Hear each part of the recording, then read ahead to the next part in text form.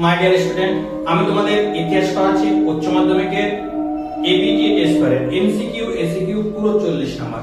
Subscribe করে রাখো, দেখতে থাকো, তুমি লাভবান হবে। তুমি নতুন হলে অবশ্যই সাবস্ক্রাইব করে নাও, ভিডিওগুলি লাভ পেতে অবশ্যই সাবস্ক্রাইব করে নাও। দেখো, ইতিহাস হলো বিজ্ঞানের থেকে কমন আর বিষয় নয়। উক্তিটি কে করেছিল জানো? ডিউরি। কে করেছিল? ডিউরি। ন্যাশনাল লেখায় আমি নেতাজিকে দেখেছি, এটি হলো স্মৃতিকথা, ঠিক আছে? স্মৃতিকথা। তারপর দেখো, আফ্রিকার প্রথম উপনিবেশের স্থাপন করেছিল জানো?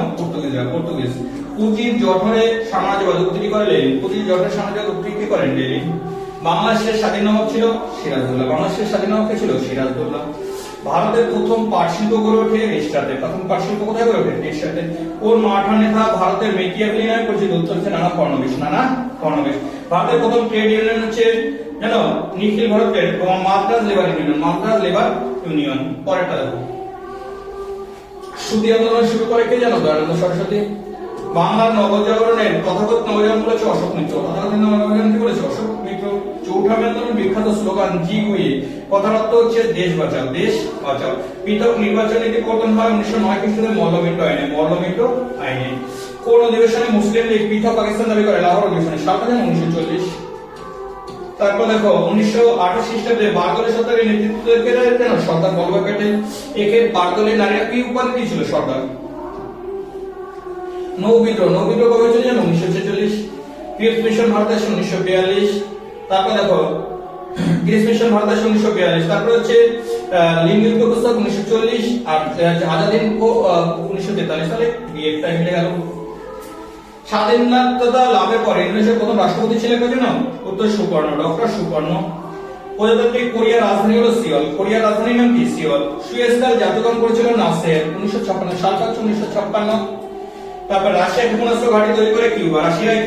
রাশিয়া ক্ষেপণাস্ত্র ঘাঁটি তৈরি করেছিল কোথায়? কিউবাতে। কিউবা ক্ষেপণাস্ত্র সম্পদ তৈরি করেছে তার জন্য। পরে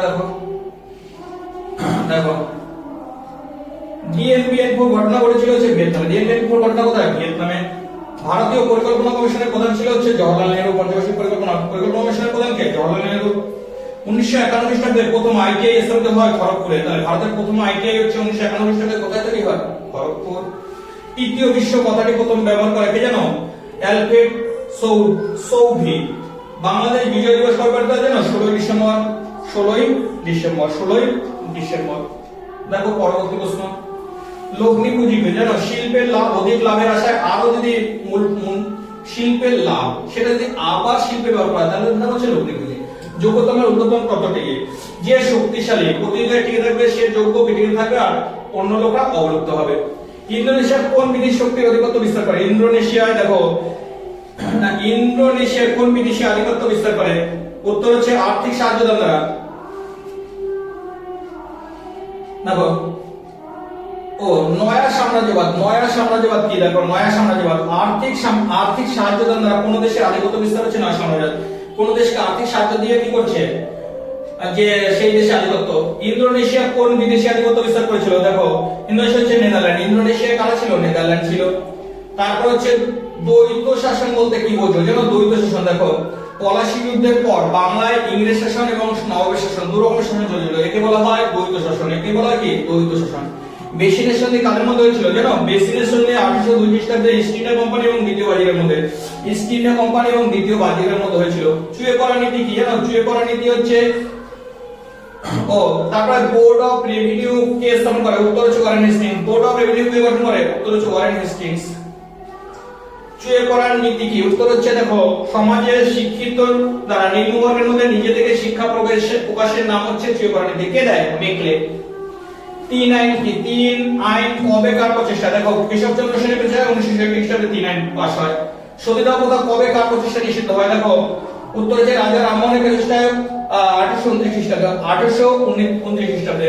অ্যাংলো ওরিয়েন্টাল কলেজ কবে প্রতিষ্ঠিত হয়? উত্তর হচ্ছে 1875 খ্রিস্টাব্দে। অ্যাংলো ওরিয়েন্টাল কলেজ 1875 খ্রিস্টাব্দে। বিভাজন শাসন নীতি বলতে কি বোঝো? ভারতের জাতি ধর্ম বিষয়ে, ভারতের জাতি ধর্ম ভাষার ভিত্তিতে বিভেদ করে ব্রিটিশ শাসন তৈরি হচ্ছে বিভেদজনক রাজনীতি।